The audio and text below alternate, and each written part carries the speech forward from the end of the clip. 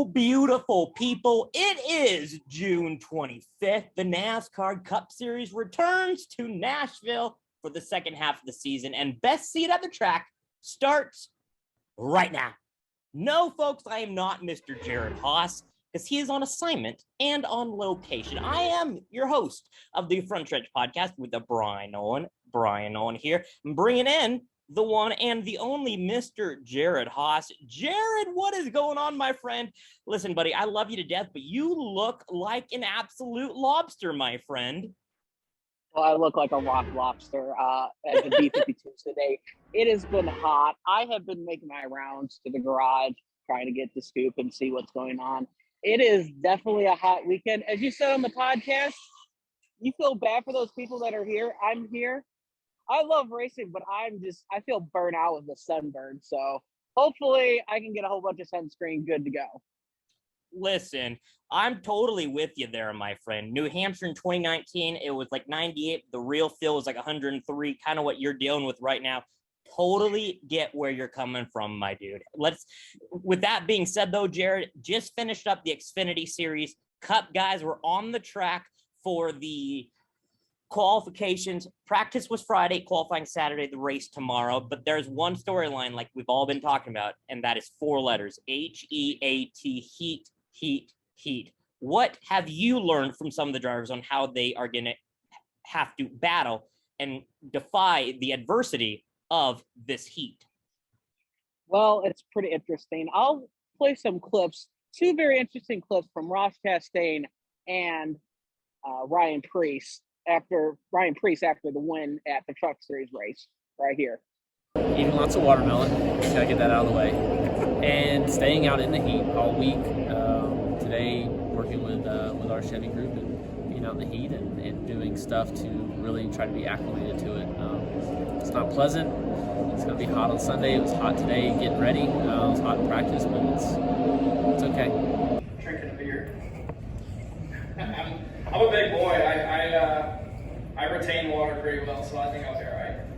If you believe it, a watermelon and beer, not really the recommended way to keep yourself hydrated and stuff, but quite a few of the drivers that I talked to this morning, I mean, Kurt Busch, they're adding fans. Quite a few the drivers are using a cooling suit, so that way they are not getting overworked. But the good news is the Cup Series race is going to be starting later in the evening. It's going to be around this time when they're racing. It feels a lot cooler than it is now than what it was during the Xfinity race. And we saw that too. There were multiple drivers that had to be taken to the Infield Care Center. Josh Williams had to get out of the car early due to the heat problems. We had Kyle Weatherman. He had power steering issues. He had to quit because he couldn't handle it with like I said, power steering. That is probably the absolute worst thing to do. Try to have a car without power steering. And then there was other drivers as well: Ryan Vargas, Natalie Decker, Parker Rasloff. All 3 of those drivers all had to be transported to the Infield Care Center as well with heat-related issues. Absolutely brutal, Jared. NBC was looking at Noah Gregson's in-car camera. At one point, it was 135 degrees. That is just absolutely asinizing, and that's just absolutely just killer for any of the drivers. So massive props to every single one of them that toughed it out in these vicious elements. Overall, let's look ahead to tomorrow's race. There is, though, Jared, a high chance of thunderstorms later in the evening. It starts at 5 o'clock. I don't want to say this, Jared, but could this be a race to halfway? This is a coin flip on whether we're going to have rain or not. I was looking at the forecast. The chances did decrease from when I looked at it to Friday to now, but there's still that high chance when we're racing throughout, starting at the race and even too late through the night, that rain has been a factor. So it's going to really depend. Well, these crew chiefs are going to have to watch. Are we going to have how much of the race are we going to have in the rain, if there's any, in the cooler temperatures? How much is going to be a Monday afternoon race, if that's a possibility? It's all going to change everything on its head because, like I said earlier, practice was earlier today. This was hot slick. They were practicing on hot slick. Practice was on Friday, qualifying Saturday, but still hot slick weather here. And with cooler temperatures, with that, overcast weather, it's going to greatly affect the cars. You mean I was looking at the Xfinity race on pit road. These tires were gunky for how much they were picking up and how hot they were getting. So it's going to be key. Who is going to adapt the most to the changes that are going on within the racetrack? Let's dive into our standings, our front stretch reporter standings. Jared Haas picked Chase Elliott. He finished 8th, while at the track, the very last track that we went to was Sonoma. I picked AJ Allmendinger. He finished 19th. So Jared, since you are the guest, I'll have you go first. Who's going to be winning in Nashville? Hopefully tomorrow night. Well, it's still going to count for me. So it's still reversal roles, but I'm picking for myself. Okay. I really like the Toyotas. All 6 of them were within that top 11 range. And this is kind of a track when all the Toyotas are going well. You look at Kansas, for example, they perform well. I'm really torn on to a couple of Toyotas, but I think it's going to be Denny Hamlin. We saw Denny Hamlin at Richmond, kind of not a flatterish type of similar track with banking.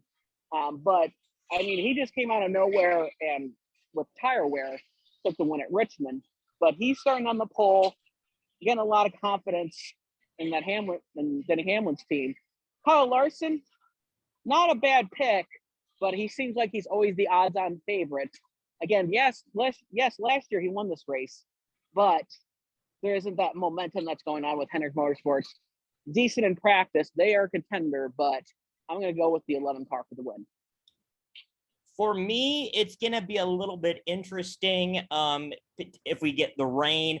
Let's say it comes between green flag pit stops and we're past halfway and then rain comes. We could have a surprise winner. A couple of dark horses to look for. How about Bubba Wallace? I mean, Bubba Wallace, very fast in practice, struggled though in qualifying, but he had a massive, not just fastest lap, but 5, 10, 15 lap averages as well.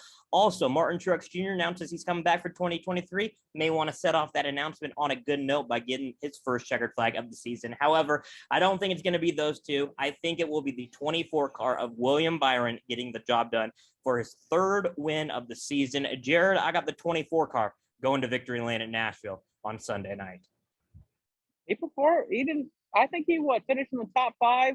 Last year in this race too. Obviously Larson won. Hendrick Motorsports, really not a problem pick, not really a out of the left field pick.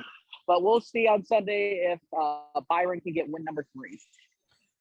For Jared Haas, follow Jared and all of his work at Real Jared Haas at Front Stretch, and once again, frontstretch.com. Jared, thank you so much for having me be the host and you be the analyst. We literally switched roles this week. Thank you so much, buddy. I appreciate you, and stay cool and stay, hold on, Jared. I wasn't with the reporter and I part. Crap, hold on. 3, 2, and 1. I'm excited for this race, Jared. Once again, folks, if you do not know where to find Jared's content, no excuse any longer. At Real Jared Haas at Front Stretch, frontstretch.com, and then our Front Stretch YouTube channel. Just search Front Stretch on that little search bar on youtube.com. Jared, thank you so much. Please, please, please do 2 things for me. Promise me. Wear sunscreen and drink a lot of water. You got it, buddy? I got it. And I'm asking the viewers as well, one more thing, as we're getting some loud music in here, make sure to subscribe. Okay. That helps us. Make sure you get that content that we get at the track right there, right now. You heard the man. Subscribe. And on that note, for Jared Haas and everybody that supports Front Stretch and everybody that is a part of Front Stretch, I am Bryan Nolen. Thank you so much for joining us. And this is the best seat at the track.